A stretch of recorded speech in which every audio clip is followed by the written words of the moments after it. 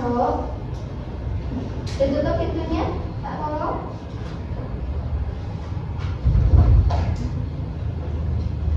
Iya, kenapa terlambat? Sudah tahu kan, jamnya sudah masuk, sudah sampai sana. Kenapa tidak langsung kembali?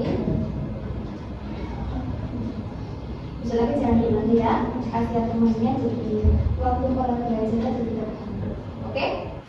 Nanti jadi fokus dengan temannya jadi terganggu. Bisa lagi jangan diulangi lagi ya. Silakan cari duduk ke tempatnya. Isi bangku yang kosong.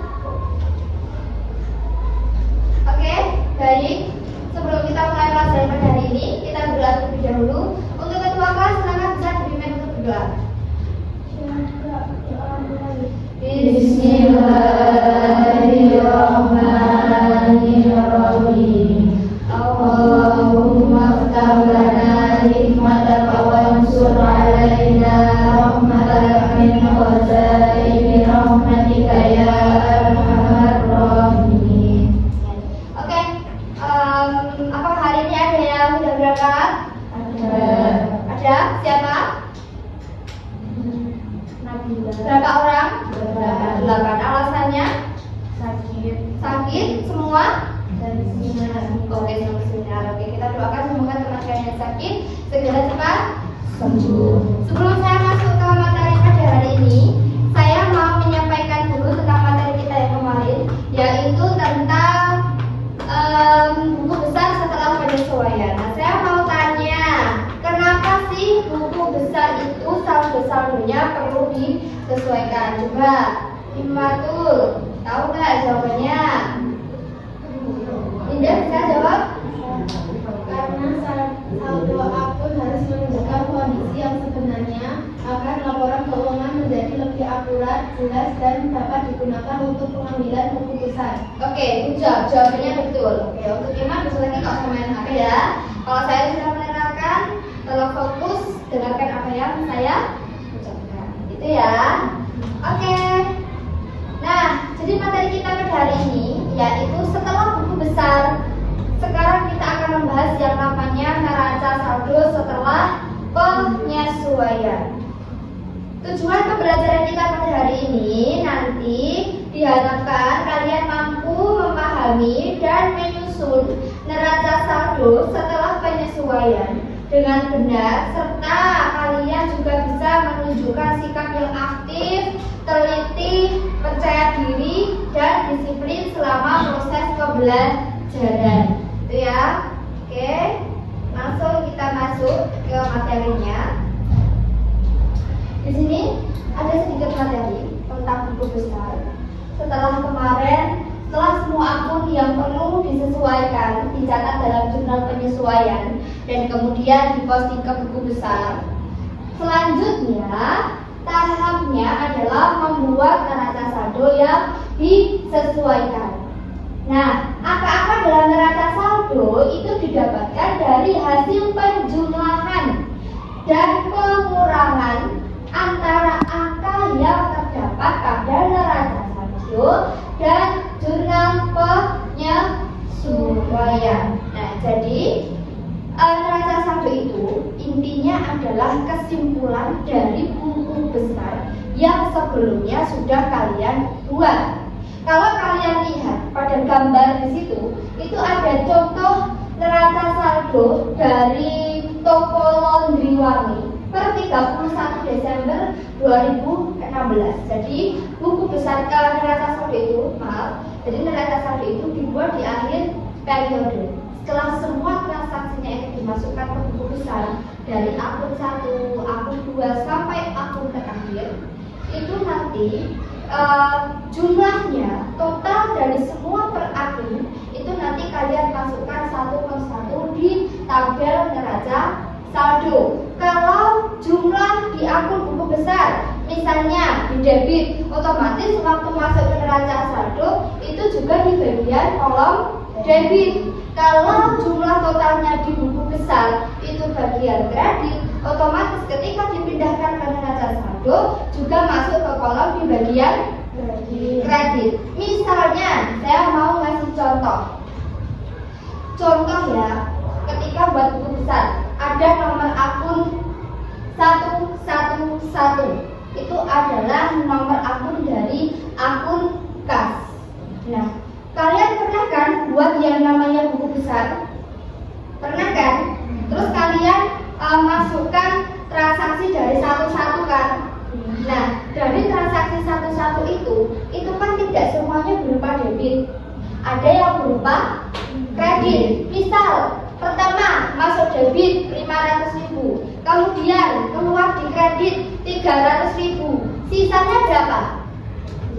200.000. Itu ada di sebelah debit. Nah, 200.000 itulah yang nanti kalian masukkan ke neraca saldo. Di bagian mana?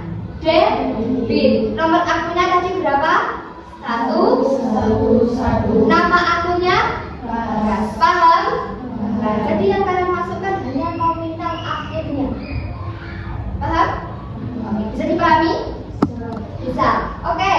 Kalau kalian sudah paham, saya mau tanya, kenapa buku besar setelah penyesuaian itu sangat-sangat penting dalam akuntansi?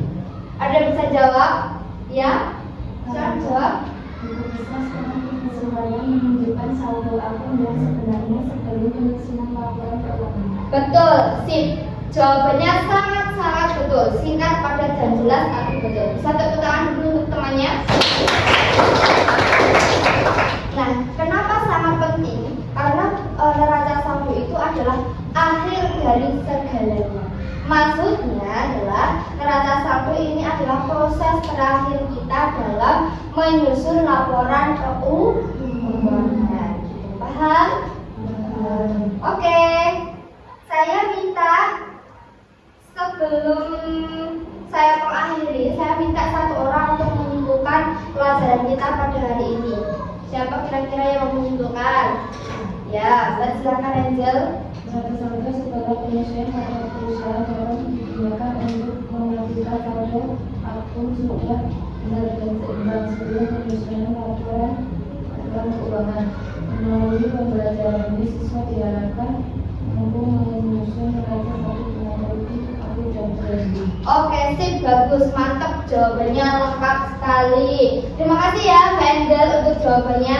Berarti dia memperhatikan dari awal sampai akhir saya menjelaskan. Terima kasih Mbak Angel, sangat bagus jawabannya. Oke, pelajaran sudah, materi sudah, kesimpulan sudah. Terakhir, saya akan memberikan kalian tugas. Tapi untuk tugas ini silahkan nanti dikerjakan secara berkelompok. Jadi di situ yang pertama, kalian harus perhatikan saldo yang didapatkan dari buku besar setelah penyesuaian dari salon Alisa. Di situ ada ya, nomor, nama akun, dan nominalnya. Setelah kalian perhatikan berdasarkan data di atas, nanti kalian disuruh untuk menyusun neraca saldo.